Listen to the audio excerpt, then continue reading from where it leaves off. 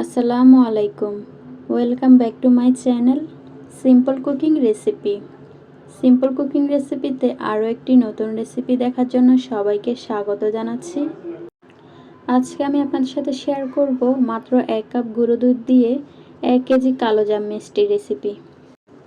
আর এইভাবে বাসায় মিষ্টি তৈরি করলে আর বাজার থেকে কিনে খেতে হবে না। তাহলে চলুন কথা না বাড়িয়ে দেখে নেওয়া যাক কিভাবে নরম তুলতুলে মিষ্টিগুলো বানানো যায়, তার পুরো প্রস্তুত প্রণালী। আশা করছি আপনাদের কাছে ভালো লাগবে। মিষ্টি তৈরি করার জন্য প্রথমে একটি বোলের ভিতরে দিয়ে দিব 1 কাপ পরিমাণ গুঁড়া দুধ। দুধটি অবশ্যই ফুল ক্রিম মিল্ক পাউডার হতে হবে। এরপর দিয়ে দিলাম হাফ কাপ পরিমাণ ময়দা। এখন দিয়ে দিচ্ছি হাফ চামচ পরিমাণ বেকিং সোডা, যেটাকে খাবার সোডা বলে। এটা কিন্তু বেকিং পাউডার না, বেকিং সোডা। এরপর প্রথমে শুকনো উপকরণগুলোকে ভালো করে হাত দিয়ে মিশিয়ে নেব। শুকনো উপকরণগুলো ভালো করে মিশিয়ে নেওয়ার পর এখন এখানে অ্যাড করে দিচ্ছি 1 চামচ পরিমাণ ঘি। ঘি দেওয়ার পর আবারও সবগুলো একত্রে শুকনো উপকরণের সাথে মিশিয়ে নিচ্ছি। একটু সময় করে মেশাতে হবে যাতে করে শুকনো উপকরণের সাথে ঘিটা খুব ভালো করে মিশে যেতে পারে। তাই একটু সময় নিয়ে এটাকে ভালো করে মিশিয়ে নেব।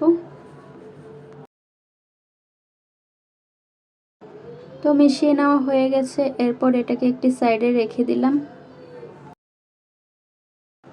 এরপর অপর একটি বোলের মধ্যে আমি 2টা ডিম ভেঙে নেব।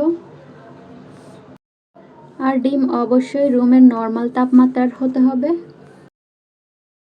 ফ্রিজে থাকলে অবশ্যই বের করে 15 মিনিট পর ব্যবহার করতে হবে। এখন ডিমগুলোকে খুব ভালো মতো একটি চামচের সাহায্যে ফেটিয়ে নিচ্ছি। ডিম ফেটিয়ে নেওয়ার পর এখন এখানে অ্যাড করে দিচ্ছি হাফ চামচ পরিমাণ ঘি।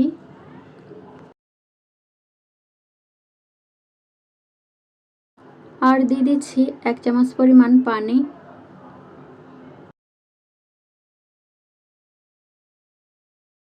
এখন আবারও সব কিছুকে ভালো করে মিশিয়ে নেব। মিশিয়ে নেওয়ার পর এখন এই মিশ্রণটিকে অল্প অল্প করে গুঁড়া দুধের মধ্যে দিব আর এটাকে মিশিয়ে নেব। চেষ্টা করবেন এখানে একবারে না দিয়ে অল্প অল্প করে দিয়ে এটাকে মিশিয়ে নিতে, কারণ ডিমের সাইজ কিন্তু ছোট বড় হয়, সেক্ষেত্রে কম বেশি লাগতে পারে। তো এইভাবে অল্প অল্প করে ডিমের মিশ্রণ দিব আর এটাকে খুব ভালোভাবে মিশিয়ে নেব।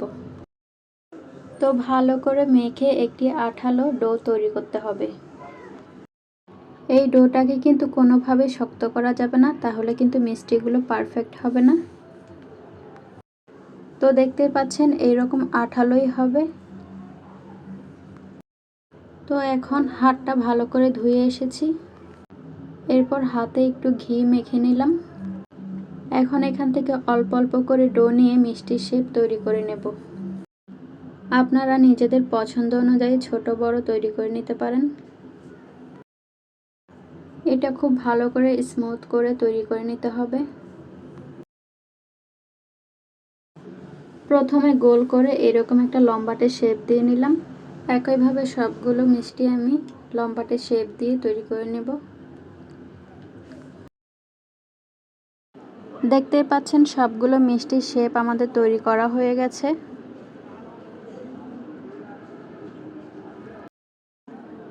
এখন আমি এগুলোকে ফ্রাই করে নেব। তাই চুলায় একটি প্যান বসিয়ে যথেষ্ট পরিমাণে সয়াবিন তেল দিয়ে দিলাম।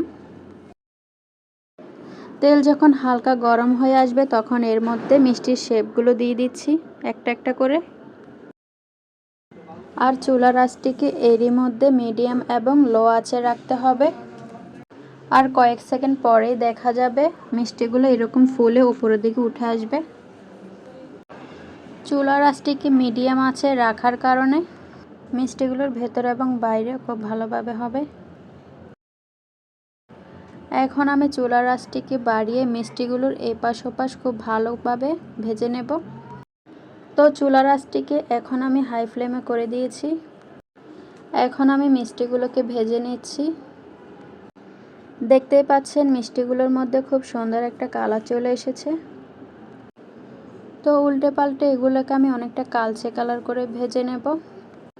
তো এখন আমাদের মিষ্টিগুলোকে এপাশ ওপাশ করে খুব ভালোভাবে ভাজা হয়ে গেছে। সুন্দর একটা কালো জামের হালকা কালার চলে এসেছে, দেখতেই পাচ্ছেন। এখন মিষ্টিগুলোকে আমি তেল থেকে উঠিয়ে নিচ্ছি। তেল থেকে উঠিয়ে এগুলোকে আমি একটা প্লেটের মধ্যে তুলে নেব। সবগুলো মিষ্টি ভাজা হয়ে গেছে। এরপর এগুলোকে আমি একটা সাইডে রেখে দিচ্ছি। এই পর্যায়ে আমি শিরা তৈরি করে নেব। চুলায় একটি প্যান বসিয়ে দিলাম। প্যান বসিয়ে এর মধ্যে দিয়ে দিলাম 1 কাপ পরিমাণ চিনি। 1 কাপ চিনির জন্য এখানে আমি 1 কাপ পরিমাণ পানি দিয়ে দিলাম। আর দিয়ে দিচ্ছি হাফ লেবুর রস। এতে করে কিন্তু শিরাটা জমাট বেঁধে যাবে না।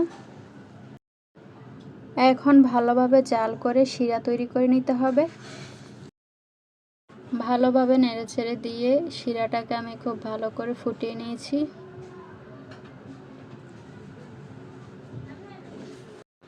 যখন শিরাগুলো এরকম ফুটতে শুরু করবে, ঠিক তখনই এর মধ্যে মিষ্টিগুলো একে একে দিয়ে দিতে হবে। আর মিষ্টিগুলো দেওয়ার সময় অবশ্যই চেক করে নিতে হবে মিষ্টিগুলো যেন হালকা গরম থাকে। তো সবগুলো মিষ্টির শেপ আমি দিয়ে দিয়েছি। এখন ঢাকা দিয়ে এটাকে আমি জাল করব ঘড়ি ধরে 5 মিনিট।